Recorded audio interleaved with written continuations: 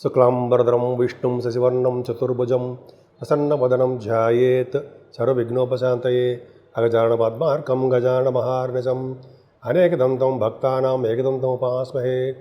ओं गं गणपतये नमः। ओं श्रीमात्रे नमः। ओं श्रीगुरुभ्यो नमः। నేను మీ వాడ్రేవు ఆదినారాయణరావు శర్మ. నా సెల్ నంబర్ 7075389589 7075389589. ఇప్పుడు మనం జూన్ నెల మొత్తం కూడా ఫస్ట్ నుంచి 30 తారీఖు వరకు చెప్పుకుంటామండి. దానికంటే ముందర ఏంటంటే మీకు జాతకాలు చెప్పించుకోవాలనుకుంటే మీ జాతకాలు చెప్పించుకోవాలనుకున్నా, లేకపోతే మ్యారేజ్ ఎప్పుడవుతుందో అని తెలుసుకోవాలనుకున్నా, అదే అనేక రకాలుగా ఉంటాయి కదా, జాబ్ అని ఇవన్నీ. మీరు మీ date of birth, time of birth, place of birth, ఈ 3 ఉంటే చాలండి. మీరు కింద నెంబర్, ఇప్పుడు చెప్పే నెంబర్కి కింద స్క్రోల్ అవుతున్న నెంబర్కి పంపించండి. తప్పకుండా నేను పరిష్కార మార్గాలు అన్నీ సూచిస్తాను. మీకు నా వీడియో నచ్చితే మీరు షేర్ చేయండి, సబ్స్క్రైబ్ చేయండి, అలాగే నన్ను ఆశీర్వదించండి. అలాగే నా వీడియో చూస్తున్నటువంటి మీ అందరికీ పేరు పేరున నా హృదయపూర్వక నమస్కారాలు. మీనరాశి వారికి శనీశ్వరుడు మీ రాశిలో ఉన్నాడండి. శనీశ్వరుడు మీ రాశిలో ఉన్నాడని పదే చెప్పవలసిన అవసరం మీకు తెలుసు. ఆయన వల్ల మీకేమి ఇబ్బంది పడ్డారు. కాకపోతే మీరు కష్టపడి సంపాదించుకోవాల్సిన వస్తుంది. కష్టపడి సంపాదించుకోవాలి. మీ కష్టాన్నే మీరు నమ్ముకోండి, అక్కడే విజయం సాధిస్తారు మీరు.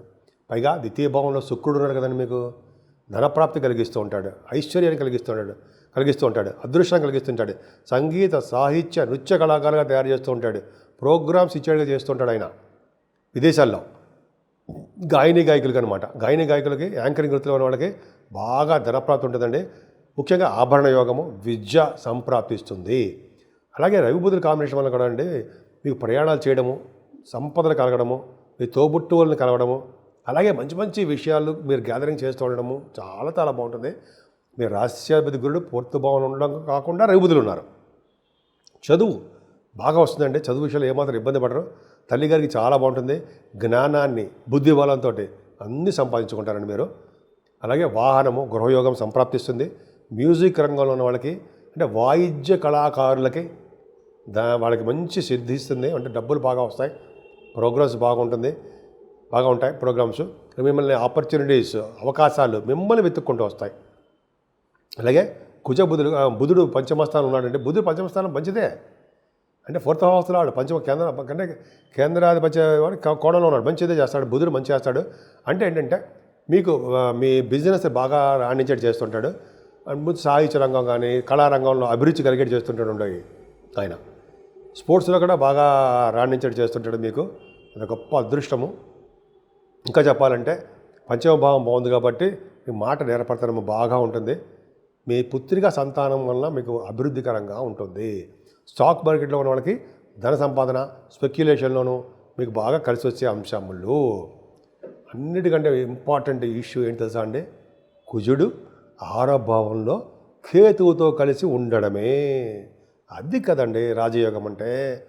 6th హౌస్లో కుజుడు అంటే సింహరాశిలో, అగ్నితత్వ రాశిలో 2nd హౌస్ లార్డ్ 6వ భావంలో ఉన్నాడంటే మీకు దూసుకుపోతుంటారు. ఏది కూడా మీకు అడ్డు రాదు. అన్నీ కూడా మంచి అవకాశాలు వస్తూ ఉంటాయి. ముఖ్యంగా రియల్ ఎస్టేట్ రంగంలో వాళ్ళకి భూములు విపరీతంగా ముడిపోతుంటాయి. ధన సౌకర్యం బాగా కలుగుతుంది. శత్రువులు మిత్రులు అయిపోతుంటారు. శత్రు భయం లేకుండా శత్రు నాశనం కలుగుతుంటుంది. శత్రు నాశనం అయిపోవడం మనం కోరుకోకూడదు. శత్రువులు కూడా మిత్రులు అయిపోవడం కోరుకుందాం. అలా ఉంటుంది తెలుసండి. తర్వాత మీ మేనమామలకు చాలా బాగుంటుంది. కాంపిటీషన్ ఎగ్జామ్స్లో విజయం సాధిస్తూ ఉంటారు. ఆడవాళ్ళకి చెప్తున్నాడు. తర్వాత స్టాంపింగ్, విదేశాలు వెళ్ళడానికి స్టాంపింగ్ ఈజీగా అయిపోతుంటుంది. 6వ భావం సామాన్యం అంటే, పైగా 6వ భావం కుజుడు గవర్నమెంట్ ప్రొఫెషన్లో ఉంటారు. 6వ భావం కుజుడు రాజకీయ రంగంలో పదవులు రావడానికి అవకాశాలు ఉన్నాయి. ఎన్ని ఉన్నాయండి.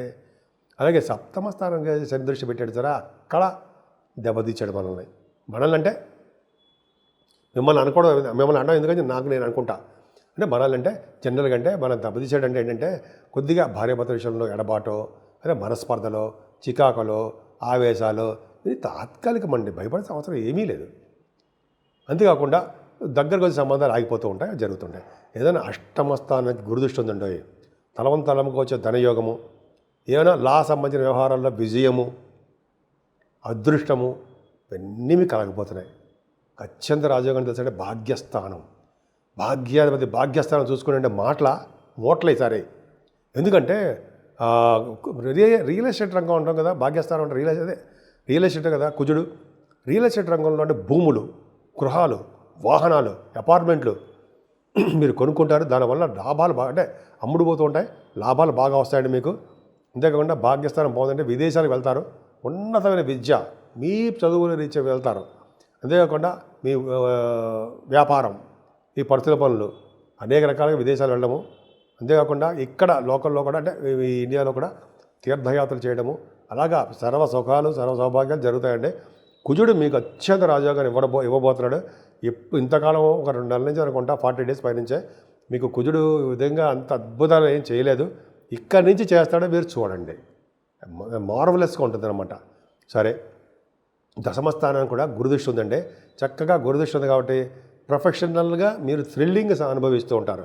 అంటే ప్రమోషన్స్ రావడము, అంతేకాకుండా మీరు బాగా వ్యాపారాభివృద్ధి కలగడము. అంటే 10th భావం కూడా చూస్తాం కాబట్టి, అలాగే 10th భావం బాగుంది కాబట్టి రచయితలకు బాగుండడము.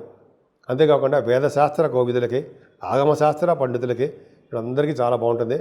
అలాగే డాక్టర్స్ వృత్తిలో ఉన్న వాళ్ళకి చాలా బాగుంటుంది. ముఖ్యంగా చెప్పాలంటే బ్యాంకింగ్, విద్యా సంస్థలు, ప్రొఫెషనల్ ICWC అంటారు కదా, ఫైనాన్స్ అండ్ అకౌంట్స్, వాళ్ళకి చాలా అద్భుతమైన, మీరు ఏ రంగంలో ఉన్నా సరే ఆ రంగంలో బాగుంటారు. ముఖ్యంగా సాఫ్ట్వేర్ రంగ ఉద్యోగస్తులకు కూడా. సో రాహు 12 భావం ఉన్నాడండి. 12 భావం రావు ఏం చేస్తాడంటే దూర బంధువులు ఎవరు ఉంటే వాళ్ళకి కొద్దిగా ఇబ్బంది కలిగిస్తుంటాడు. శారీరక శ్రమ, ఇంట్లో ఇబ్బందులు అంటే ఫైనాన్షియల్గా కాదండి, చిన్న ప్రాబ్లమ్స్ రావడము ఉంటాయి. కానీ అంటే ఏంటంటే రాహుకి గురుదృష్టి, కుజదృష్టి ఉండడం వలన స్తబ్దతగా ఉండి చెడు ప్రభావాలు తక్కువగా ఉండి మంచి ఎక్కువ చేయడానికి అవకాశాలు ఎక్కువ ఉన్నాయి. సో ఈ విధంగా మీనరాశి వాళ్ళు ఏమాత్రం భయపడాల్సిన అవసరం లేదు. మిమ్మల్ని ఒక్క కుజుడు ఉన్నాడండి, మిమ్మల్ని ఎలా తీసుకెళ్తాడో మీరే చెప్తారు. ధైర్యంతో తీసుకెళ్ళిపోతాడు ముందుకి. అదొక గొప్ప అదృష్టం. అందుకే సాఫ్ట్వేర్ రంగ ఉద్యోగస్తులకి, రియల్ ఎస్టేట్ రంగంలో ఉన్న వాళ్ళకి, గవర్నమెంట్ ప్రొఫెషన్లో ఉన్న వాళ్ళకి, అలాగే మినిస్టర్ పొజిషన్లో ఉంటారు కదా పొలిటికల్ రంగంలో ఉన్న వాళ్ళకి ఎదురు లేదంతే అలా వెళ్ళిపోతుంటారు, సాఫ్ట్గా వెళ్ళిపోతుంటారు. సో ఈ విధంగా ఉందండి. మీరు ముఖ్యంగా రాహుకేతుల మధ్యలో గ్రహాలు ఉండిపోయాయి కాబట్టి కాళహస్తీశ్వరుని పూజించడము, గణపతి ఆరాధన చేసుకోవడము, సుబ్రహ్మణ్యేశ్వర స్వామిని నిరంతరం పూజించడం వలన మరింత వృద్ధిలో ఉంటారనడంలో ఏమాత్రము అతిశయోక్తి లేదు. మనం 12 రాశుల గురించి అంటే 12 రాశుల వారికి తీసుకోవాల్సిన జాగ్రత్తలు ఏంటి, రెమెడీస్ ఏంటి, ఏం చేస్తే బాగుంటుంది, 12 రాశులకు కాలసర్పదోషం ఉన్నారు, అసలు ఈ నెల మొత్తం జూన్ నెల మొత్తం ఏం చేయాలి అంటే ఒక్కటండి, ఒక బ్రాహ్మణుని కానీ లేకపోతే వేద పండితుని కానీ స్వామివారు అదే వేద పండితుల వారు కానీ ఇంటికి పిలిపించి భోజనం పెట్టడము, మామిడి పండు వేసి పెరుగన్నం పెట్టడం అనేది గొప్ప అదృష్టం అండి. చాలా రకాల దోషాలు హరించిపోతాయట. ఒక బ్రాహ్మడికి సద్బ్రాహ్మణుడు కానీ వేద పండితులు కానీ భోజనం పిలిచి పెట్టినా అయితే ఇంటికి పిలిచి మామిడి పండ్లు దానం ఇచ్చినా చాలా అద్భుత ఫలితాలు ఉంటాయండి.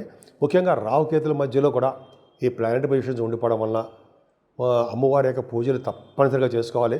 ఆవిడకి కుంకుమ పూజలు కానీ అభిషేకాలు కానీ చండీ హోమాలు అంటారు సరే అటువంటివి కానీ చేయడం వలన భ్రమరామ అమ్మవారికి కళ్యాణం చేయించుకోవడం వలన చక్కటి సంతానము అలాగే వివాద వేడుకలు అన్నీ జరుగుతాయి. అంతేకాకుండా ఈ రాహుకేతుల మధ్యలో ఉండిపోవడం వలన కేతు కూడా ఉండడం వలన అమ్మవారికి పూజలు చేయించడం అంటే ఒక కాళహస్తిలో పూజ చేయించుకోవడంతో పాటు ముఖ్యంగా కేతు ప్రభావం తగ్గడానికి గణపతి ఆరాధన చాలా పవర్ఫుల్. ఎలాగైనా పూజించవచ్చు ఆయన్ని. తర్వాత సుబ్రహ్మణ్యేశ్వర స్వామిని పూజించడం ఆరాధించడం, ఆయనకి వీలుంటే మందపల్లిలో మోపిదేవిలో మందపల్లి కాదండి మోపిదేవిలో విగ్రహ ప్రతిష్ఠ చేయించుకోవడం వల్ల సర్వదా సౌఖ్యంగా ఉంటుందండి. ముఖ్యంగా ఈ పెళ్లి కాని వారికి కానీ ఈ రియల్ ఎస్టేట్ రంగంలో ఉన్న వాళ్ళకి కానీ అదే కోర్టు సంబంధించిన విషయంలో సతమతం అయిపోతున్న వాళ్ళకి కానీ ఇలా చాలా వాటికి ఇబ్బంది కలుగుతూ ఉంటుంది జరా. వారందరూ కూడా చెప్పదగ్గ సూచన ఏంటంటే ఒక్కసారి మోపిదేవి వెళ్ళి, ఎందుకంటే నేను కూడా వెళ్ళాను కాబట్టి చెప్తున్నానండి, అక్కడ ఒక్కసారి నాగప్రతిష్ఠ చేయించుకోండి. అది వీలున్నప్పుడు, నేనే చెప్పాను అని చెప్పి రేపో ఎల్లుండి వెళ్ళిపోయి గమగమ చేయించడం కాదు, మీకు వీలున్నప్పుడు బాగా ఇది ఈ రాహుకేతుల మధ్యలో ప్లానెట్ పొజిషన్ ఉంది కాబట్టి సాధ్యమైన త్వరగా చేయించుకుంటే చాలా మంచి ఫలితాలు వస్తాయండి. ఏదేమైనా సరే ఇవన్నీ చేసినా సరే విష్ణువుకి తులసి మాల సమర్పించడము, అలాగే ఈశ్వరుణ్ణి పరమేశ్వరుణ్ణి, మహాశివుణ్ణి తైలాభిషేకాలు కాదండి, ఆయనకి తేనెతో అభిషేకాలు చేయించడం వలన, అలాగే మల్లె పువ్వులతో పూజించడం వలన కూడా భార్యాభర్తల విషయంలో అనురాగం, ఆప్యాయత, అనురాగ దాంపత్య జీవితం ఇంకేంటి అంటే పెనవేసుకుపోవడం అంత అదృష్టం చాలా చాలా బాగుంటుందండి. అందుకనే ఎక్కడ ఉన్నా మనం ఏ పొజిషన్లో ఉన్నా సరే శివుడిని మాత్రం మర్చిపోకూడదు, విష్ణువుని అసలు మర్చిపోకూడదు. చూసారా, శివుడినేమో పూజించమంటుంటారు, విష్ణువుని కీర్తించమంటారు. కీర్తించడం అంటే అంటే మనం పొగడ్డం అంటే మాట్లాడడం, ఆయన గురించి చెప్పుకుంటూ ఉండడం. ఇందు శాస్త్రం ఉంది కదండి, చేతులు ఉండగా శివ పూజ చేయనేలా అంటాం కదా. చేతులు ఉన్నాయి, శివుడికి పూజ చేద్దాం. అదే నోరుండగా అంటే హరినామ కీర్తన చేయనేలా, హరినామం చేయకపోతే ఎట్లా అంటే భగవంతుడు ఏం చెప్పాడంటే, నన్ను తలుచుకో, శివుడికి అభిషేకాలు చేయించు, అప్పుడు నువ్వు చూసుకు ఎలా ఉంటావు చూడు, మంచి పొజిషన్ వచ్చినప్పుడు నిన్ను మేము కాపాడుతామని భగవంతుడు చెప్పాడు కదండి మనకి. సో ఎల్లవేళలా మీరు సర్వశుభాలు సర్వసౌఖ్యాలు కలగాలని ఆ శివుడు విష్ణువు యొక్క ఆశీస్సులు, మీకు అమ్మవారి యొక్క ఆశీస్సులు కూడా రెండు, అమ్మో ఆవిడ యొక్క ఆశీస్సులు ఎల్లవేళ మీ అందరి మీద ఉండాలని, ఎప్పుడు కూడా దినదిన ప్రవర్ధమానం అవుతూ నలుగురికి హెల్ప్ చేస్తూ మనం అంటే మీరు కూడా బాగా, మనం అంటే నేను కూడా ఉండాలండి, అది బాగా డెవలప్ అవ్వాలని, మంచి అభివృద్ధికరంగా రావాలని నేను మనస్ఫూర్తిగా కోరుకుంటున్నాను.